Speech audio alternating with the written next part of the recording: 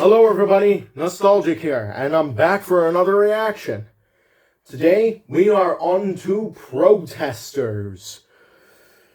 Okay, so from what I could tell last time, in the preview, not last time because last time was a bit of an emotional roller coaster. This one surrounds protesters who are protesting the killing of animals for human consumption. So, alright. I mean, this is just a normal thing, you know? Anyway, now that we've gotten that out of the way, let's begin. And before we do, I have Duck right here, because this is being recorded the same day as the surprise review. So, watch the surprise review first. Please. Anyway, let's begin this reaction in 3, 2, 1, and play. Turn up the volume. The train, for its type, is the most powerful vehicle on land. And the engines of Sodor are the power behind the docks, industries and branch lines that make up the world-renowned Northwestern Railway. These are the stories of Sodor.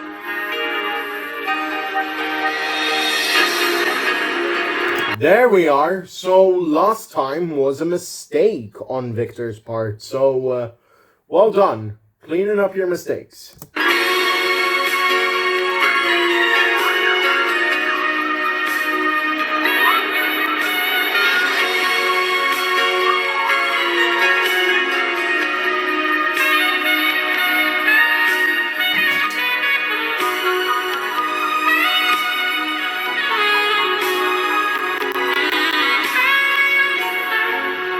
Right, here we go, Protestors.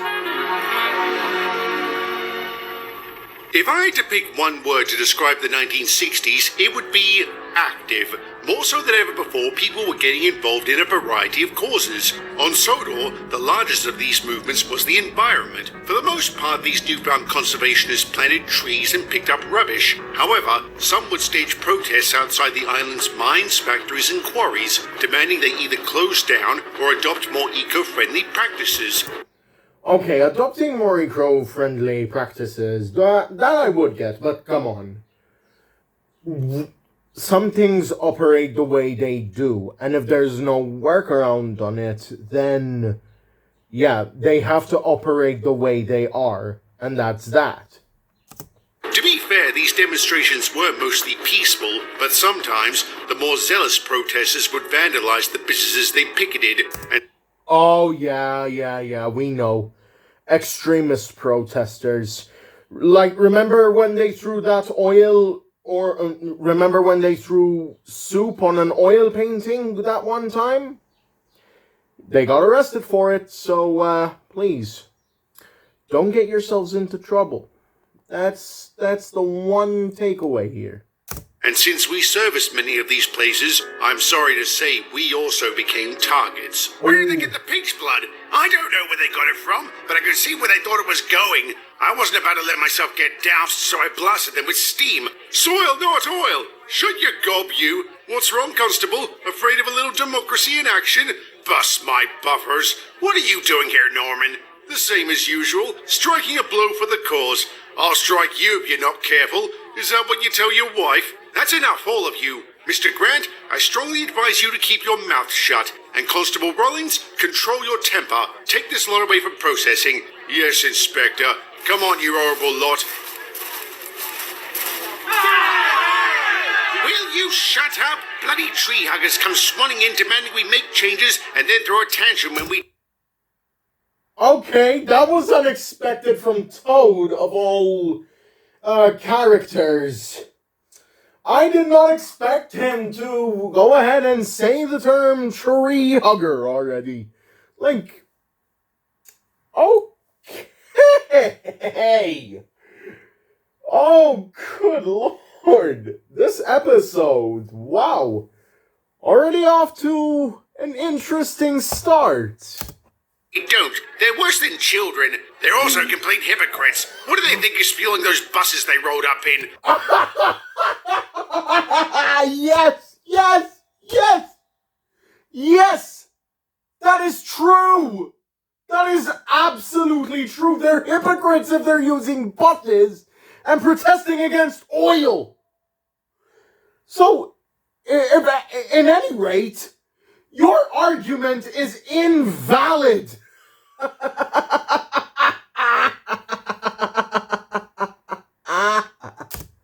Sunshine and magic beans? I'll say, to think I fought for their right to be stupid. If it helps, Toad, I appreciate your service. It does help, thanks. It would be even more helpful if you told that lot to shove off. Sorry, Toad, but they have a right to protest. The only way we can intervene is if their actions are disruptive or harmful.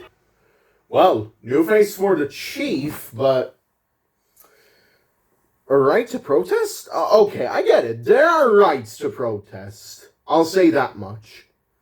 When it comes to protests, you have the right to. Don't worry. I'm not going to say don't protest. Just don't go too far when protesting, okay? Like, I remember something. I remember back in the capital city of Valletta, there were, I wouldn't want to say, but let's just say that they were protesters that took a bit of an extreme approach. I won't explain what they did. They're giving me a headache. Does that count? Sorry. Well, I've had to listen to their drivel all morning and I can't take it anymore. Please tell me you need a break round for your train to Waterton. Yes, I do. Come on. There we go. Peace and quiet. Damn it! Wendell? Hello, Norman. You're out already? Some of us have friends in high places. Maybe if you stayed on the straight and narrow, you wouldn't need such friends. How many times have you been pinched? 5? 6? Yesterday makes 7. Lucky 7. If you were really lucky, you wouldn't have gotten arrested at all. In my line of work, that's a badge of honor. I don't think there's such a thing as a professional troublemaker. Why don't you try doing something meaningful with your life? I'm doing the most meaningful thing a man can do with his life. I'm fighting for Mother Nature. It isn't wrong, but the way you're doing it, you just don't do it. And throwing pig's blood is going to help that fight? Exactly! Exactly! Like, what's the point? No. What's the point in throwing pig's blood to make a point? There is no point to that. All you're doing is making the situation worse. Of course, sometimes you have to get a little extreme to attract people's attention. No. But at what cost? You lot aren't exactly popular. If you really want to make a difference, isn't it best to get the public on your side? And we have been. Our numbers are going up all the time, usually after we've struck a blow. But are you attracting true believers or hoodlums? Either suits me if it gets the job done. No. You get hoodlums on your side, you'll be in deep shit with the law. For fuck's sake, think! No, this person's a daft git. I do not give a damn. Protesters can do what they want, but not to an extreme level. What? I press M. Oh, silence. Sorry. Why are you still friends with him? I have no idea. Good question. Please give an answer! It's such a shame. He used to be so different. How long have you known him? Since we arrived on this branch. Back then he would organize petitions and the like, but over time he became more fanatical. Nice to see not lady, sorry. Nice to see Kate again, but still. Alright, you've known him since the construction of the Waterton branch. That's fine, but really, are you still going to be friends with him after the stupid decisions he's made? So it was very satisfying getting to weesh him and his cronies. Hopefully that'll knock some sense into him. It hasn't, and neither of his multiple arrests. I almost think he enjoys being inside, which I can't understand. Once was too much for me. He's a lost cause, Wendell. Even his own parents disowned him. Do yourself a favor and give him the boot. Maybe I should. If he's willing to use pig's blood as a weapon, I shudder to think what else he's capable of. Oh no! That possibly means the situation is about to get worse. You! Stop! Get back here! Ow! Oh man! What's going on? One of the security guards is dead. What? Who? Kyle Baxter. Oh my god, that's horrible. He was getting married next month. What happened? There's some unfinished graffiti on the wall over there. We think Mr. Baxter caught the perpetrator in the act and gave chase. And those bloody tree huggers killed him? Or it could have been an accident. We don't have all the details yet. Either way, it would be wrong to assume the protesters were responsible. But assume is exactly what everyone did. Public sentiment towards the protesters had always been tense. When word got out they may have killed an innocent man, it became outright hostile. Fights began breaking out, leading to a crackdown by the police. Dozens of people were arrested, mostly demonstrators. In hindsight, the authorities were clearly using Mr. Baxter's death as a pretense to disrupt the protesters. It never crossed our minds that maybe they were taking advantage of the situation. At this point, it's human against human. All this because a security guard could have possibly been killed on purpose or just outright killed by accident.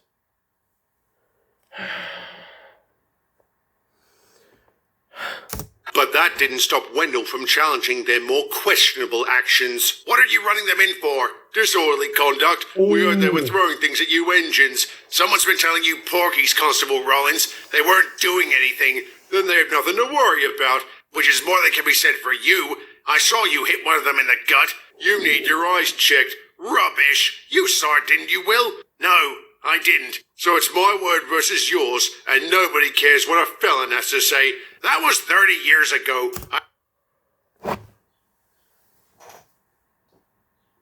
What the fuck? I seriously don't get it. What is it with the constant reminder of the past accidents and things gone wrong? Like, seriously. I remember around back in the first episode or second episode, I believe, they said something about Diesel or Bruce, and I honestly don't remember the amount of instances that there were, but come on. This guy did his time. He was doing it because his friend William was held hostage. And yet, you have the fucking gall to say that nobody cares what a felon has to say.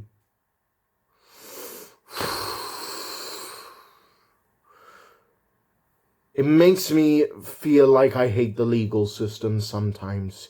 I understand that justice needs to be carried out, but please, can we get over the disrespect already?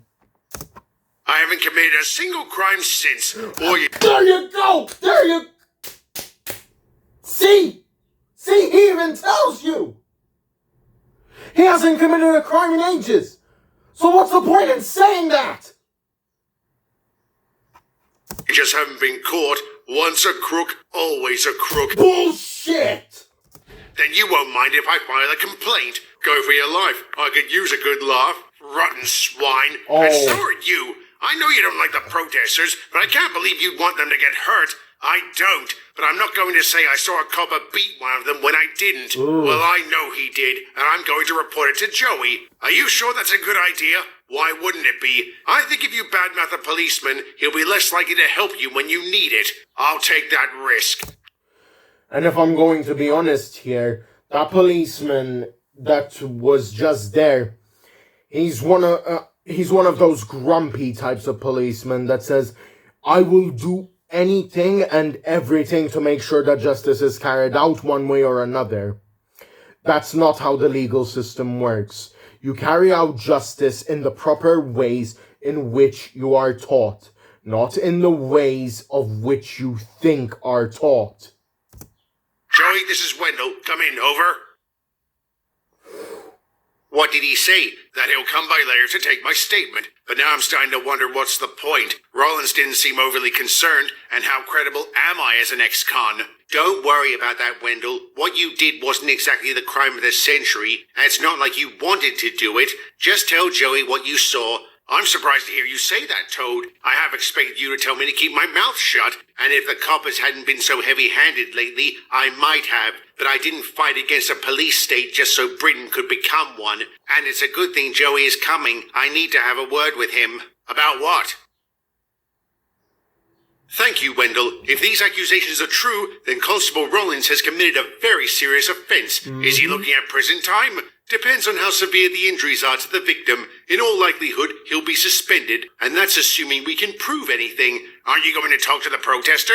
Of course, but people don't tend to say nice things about the officers that arrest them. It all comes down to credibility. Exactly. Nonetheless, I'll look into the matter thoroughly. I know you will. And there's something else. Toad has some information you need to hear. About Rollins? And the Baxter case. I was at Waterton the night it happened. What? You're a witness? Sort of. I was asleep in a siding when I was woken up by a loud bang. I didn't see what it was, but I did see Norman Grant running across the compound. How do you know it was him? Last year he got caught writing graffiti on my side. I made sure to remember his face. If you're so certain it was him, why didn't you say anything? I did. I told Constable Rollins the morning after it happened. He said he'd look into it and told me to keep quiet. If this is true, he better have a good explanation. If that's the case, then he's been in cahoots with this person the entire time. He's wrong. I never spoke to him. It must have been someone else. Toad was certain it was you. He said it was the same officer that pinched Mr. Grant for tagging him. And according to his arrest record, that was you. I don't remember, but if that's what it says, do you also not remember he was one of the protesters we collared at Tidmouth the other day? Yes, I do. I also remember processing him like you ordered. That's interesting because I checked, and only his accomplices have gone through the system. Mr. Grant seems to have fallen through the cracks. So I'm right. This person is in cahoots with this person. I don't know what to say. I filed all the paperwork. If something got lost in the shuffle, that's not my fault. Then you won't mind resubmitting the necessary forms, will you? That might take a while. I'm working double shifts. These protesters have been keeping us busy. And while we're on the topic, a complaint has been made against you. So Wendell went through with it. I shouldn't be surprised. Their kind always cover for each other. Their kind? Crooks. So you denied the allegation? Yes, I didn't hit that bloody tree hugger, and he'll tell you the same. I'm sure he will. Thank you, Constable. You can return to your duties. What a fucking liar. You believe him? No, but my gut doesn't count as evidence. There's something else. You said Mr. Grant claims he's been arrested multiple times? Well, the only one on his record is from when he tagged Toad. Really? Maybe he was just boasting. Or maybe... What? He did say he has friends in high places. Perhaps there's something going on between him and Rollins. He could be bribing him. Whatever the truth is, we need to find it as soon as possible. We? I'm not just confiding in you because you're a good listener, Wendell. I need your help. Mr. Grant considers you a friend, doesn't he? I think so. Why? Ooh, interesting. Hello, Wendell. Norman, there you are. I haven't seen you for days. I've been keeping my head down since that security guard snuffed it. I'm not surprised. They've been rounding up protesters left, right, and center. I thought maybe you got pinched. Even if you did, I'm sure Constable Rollins would have helped you out. What do you mean? There's a rumor going around you've been paying Rollins to keep you out of jail. Ha! He wishes. Are you saying it's not true? Of course it isn't. I wouldn't waste my money on a copper, especially when I don't have to. I've got that pig by the short and curlies. That sounds more like blackmail than bribery, because it is. Grant has evidence that Rollins has been abusing his wife. What sort of evidence? A photograph. He wanted to dig up dirt on Rollins after he was arrested, so he took a camera around to the constable's house and, in his words, struck gold the first time. Well, now, seems I was wrong about this protester, but I cannot abide sexual abuse. Man, some people are just so inconsiderate towards other fellow human beings. Why, though? What the fuck? Nah, it's fucked up that this person would do this sort of thing. Under arrest immediately. Hell, give him the electric chair for all I care, or hang him by the neck. Or even better, put him in front of a firing squad.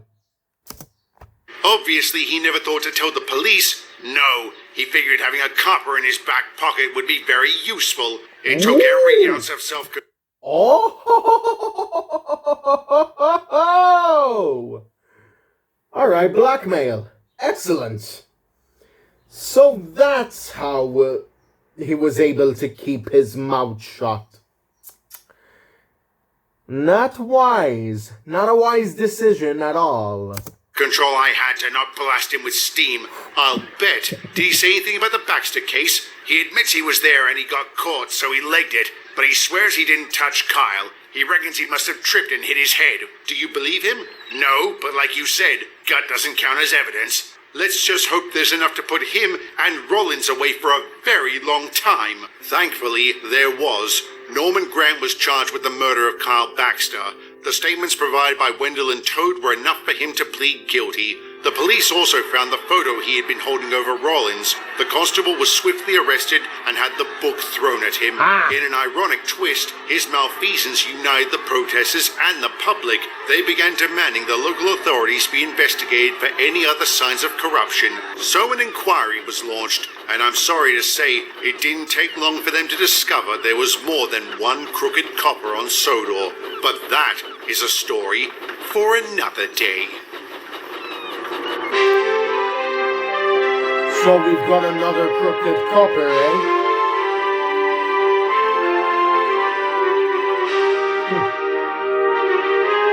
Intriguing.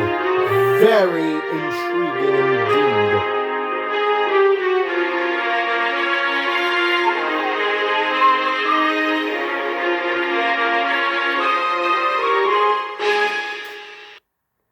Corruption, blackmail, wow. Oh, this is certainly a reaction for the books. I did not expect that this would go that far. With even more so a copper being sexually abusive to his wife. That's, at the very least, charged with murder. Good. Thrown away. And charged with sexual harassment. Thrown away. Excellent. Done. So, with that, I'll say thank you all very much for watching. Bye for now. This is Nostalgic signing off and reminding you all that nostalgia never dies. Goodbye and have a happy Friday.